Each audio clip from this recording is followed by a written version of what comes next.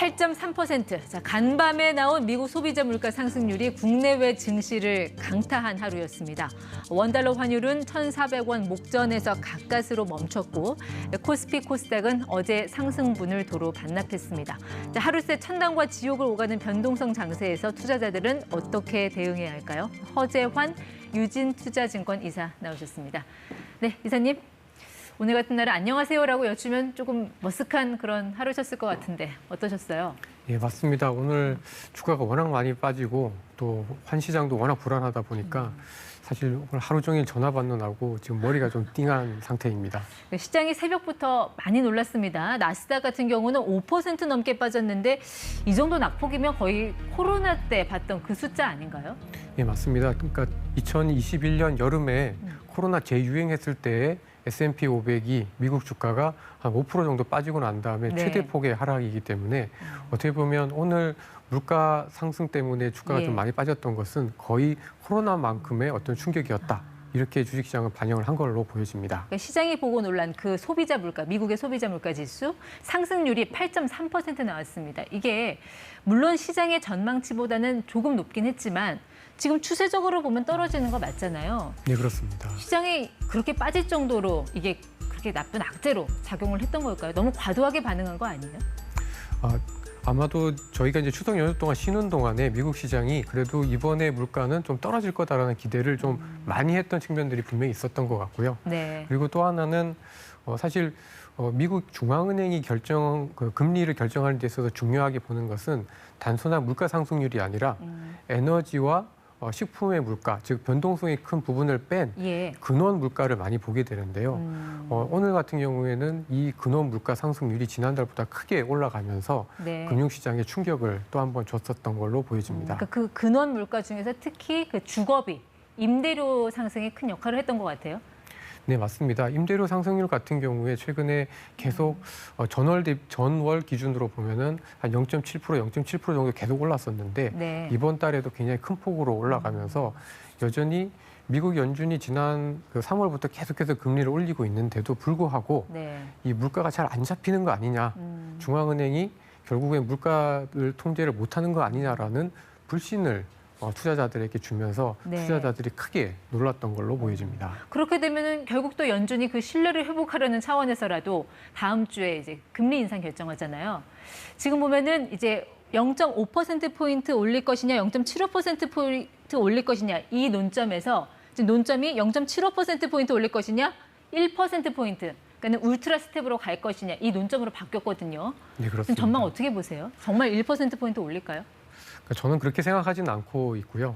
근데 이제 일부 경제학자들이나 이제 월가의 전문가들은 연준이 여기서 신뢰를 회복을 하려면 100bp, 즉 1%포인트를 올려야 된다라고 이제 당위적인 어떤 그런 이야기를 좀 하고 있는데 네. 현실적으로 100bp를 올리면 경제에 미치는 영향도 크기 때문에 부정적인 영향이 더 클 수가 있기 때문에 아무래도 이번에는 75bp 정도로 금리를 올리고 대신에 올해 남아있는 11월과 12월에 추가적으로 한 50bp 정도를 각각 올릴 수 있지 않을까라고 예상을 하고 있습니다. 그러니까 10월은 FOMC가 없고 11월, 12월 두 번 남았는데 50bp씩 두 번 올릴 거다.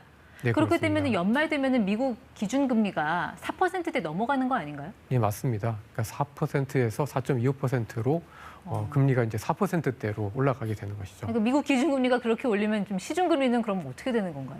시중금리는 뭐 5에서 6%가 넘을 수밖에 없을 것 같고 한국은행도 이러한 영향을 받아서 계속해서 금리를 올릴 수밖에 없기 때문에 네. 연말에 저희 기준금리 지금 현재 2.5%입니다만은 연말에 3%를 넘을 가능성이 사실 굉장히 높아졌다라고 예. 보시면 될 것 같습니다.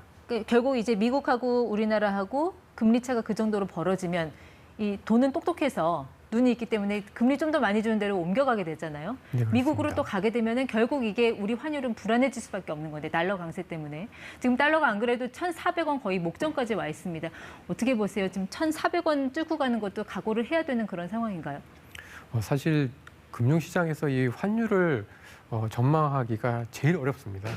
그러니까 그만큼 참여자들도 많고 훨씬 네. 변동성이 크기 때문에 사실 지금 뭐 1,300원, 1,390원대 올라오고 있는 환율이 여기서 멈출 거다. 라고 장담하기는 굉장히 좀 어렵고요.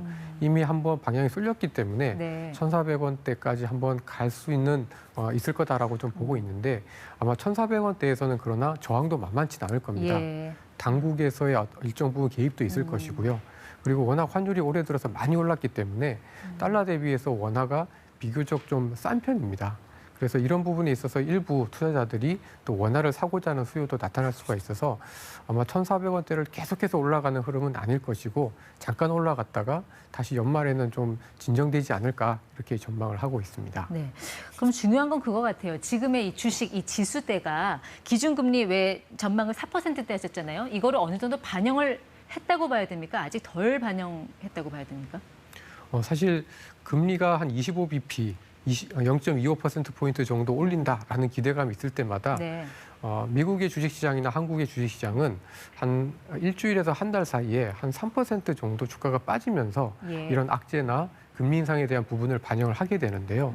미국 같은 경우에는 어저께 하루 만에 4% 가까이 빠졌기 때문에 네. 어떻게 보면 이제 25bp 2번 정도 더 올릴 수 있다라는 거를 이미 많이 반영을 한 걸로 보여지고요. 네. 저희 국내 시장 같은 경우에는 연휴 동안 안 열리다가 이제 어제 급등한 이후 이제 토해내면서 네. 전체적으로 추가적인 어떤 금리 인상에 대한 부분은 상당 부분 이미 반영을 했다라고 보여져서 네. 지금 현 시점에서 더 주가가 급격히 무너지는 거는 그럴 가능성은 그렇게 높진 않다라고 예상을 하고 있습니다. 그러니까 우리는 어떻게 보면은 선방을 한 것 같아요, 오늘. 미국은 한 5% 넘게 빠졌는데 우리는 2% 조금 안 되는 낙폭을 보였으니까요.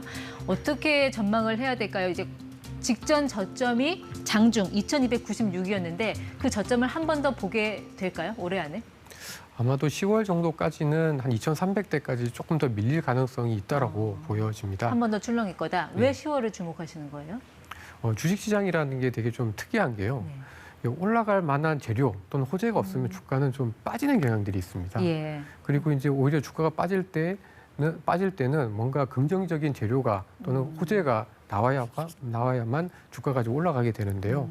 이게 다음 주에 미국 중앙은행의 통화정책 회의가 끝나게 되면 네. 10월까지는 사실 별로 이벤트가 없습니다. 그러니까 주가가 조금 더 밀릴 가능성이 사실 높아 보이는데요. 근데 이제 10월 달에 저희가 좀 주목해야 되는 것은 바로 미국의 고용지표입니다. 고용지표. 네. 그러니까 미국 고용지표에서 특히 시간당 임금 상승률이 좀 떨어지게 되면 그래도 물가가 잡히는구나 네. 라는 생각을 투자자들이 하게 되면서 투자 심리가 좀 진정될 걸로 예상됩니다. 맞습니다. 투자자들 입장에서는 주식 비중을 한꺼번에 줄일 수는 없고 이런 상황에서도 뭔가 좀 피난처를 찾아야 될 텐데 좀 대안을 어디로 보고 계세요? 아무래도 지금처럼 이렇게 불안한 시장에서는 네. 경기에 너무 민감한 업종보다는 경기와는 조금 거리가 있으면서 네. 정책적인 측면이나 지금 현재 어떤 그 추세에 네. 좀 부합하는 종목들 그리고 좀 다른 어떤 형태의 좀 네. 종목들이나 업종이 필요할 텐데요. 그 업종이 어디예요? 최근 들어서 좀 저희가 주목해서 보고 있는 것은 바로 친환경과 네. 관련된 업종들입니다. 예를 들면 2차 전지 예. 그리고 최근에 유럽 외 러시아 우크라이나 전쟁과 관련된 방산 업종들 그리고 최근 환율 효과가 조금 더 수혜를 볼 수 네. 있는 자동차 같은 업종들이 상대적인 대안이 좀 될 수 있지 않을까라고 네. 예상을 합니다. 제가 사실 신조어는 그렇게 좋아하는 편이 아닌데 또 하나가 나왔네요. 이방카. 네. 네. 물론 이제 미국에서 지금 계속 내수화 전략, 뭐 자기네 공장도 자기네서 져라, 뭐 소재도 자기 걸 써라 하니까 그런 게 좀 점진적인 리스크가 될 수 있는 사람들이긴 한데 일단 이거를 주목해보라는 말씀으로 듣도록 하겠습니다. 네, 지금까지 ETY 허재환 이사와 함께했습니다. 고맙습니다.